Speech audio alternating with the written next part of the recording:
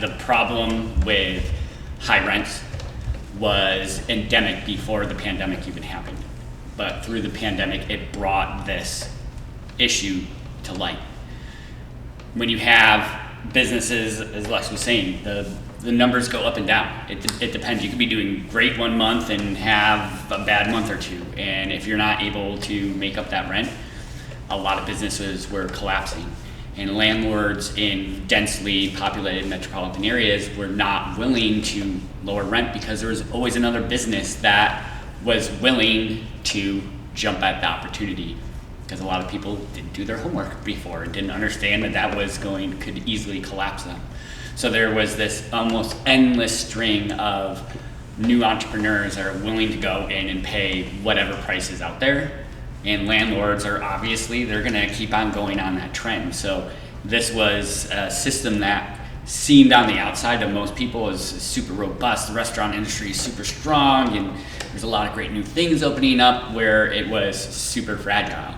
And the pandemic comes and wham, just cracks that glass.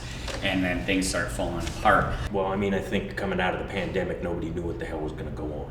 So committing to something long-term, and again, as an owner, you're putting, you normally got to guarantee these leases. So if you end up failing, you either got to sublease it out to somebody else who's going to take on the responsibility, or you're responsible for that, for whatever amount of money that is.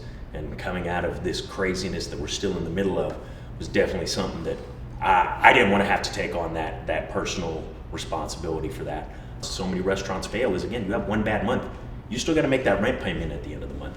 And having this model of Neyborly gives us a little bit more flexibility to ride some of those ups and downs in a really volatile business.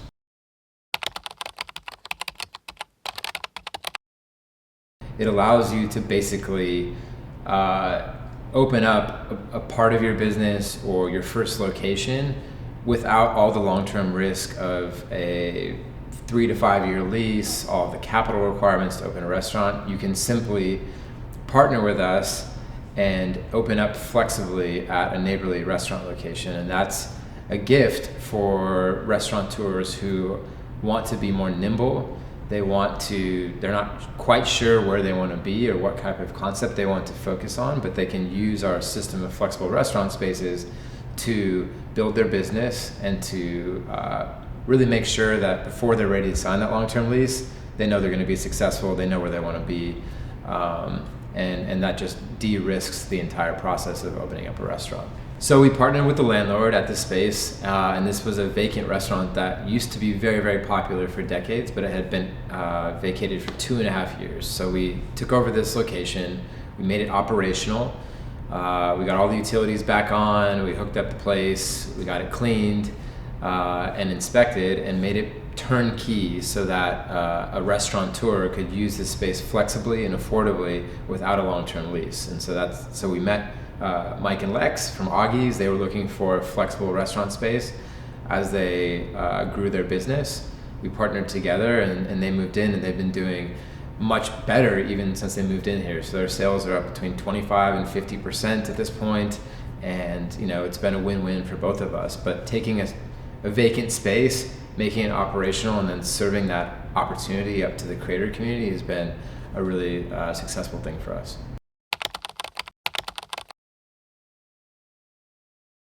So having some flexibility for us with our deal with Neyborly, we're able to, if we have a great month, Neyborly and the landlord has a great month. If we have a bad month, then Neyborly and the landlord are still getting some money, but we're not out of business, and they don't have to find another tenant to come into the space. So it's a real good symbiotic relationship that we've got. It's a good model for people, especially coming out of this pandemic when there is so much uncertainty as to what's going to happen.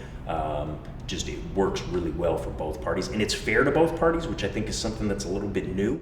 I'm Lex Gopnik-Lewinsky, founder and CEO of Augie's Montreal Deli. I'm Chef Mike C., COO of Augie's Montreal Deli. We are restaurateurs and we we're are Neyborly Neyborly creators.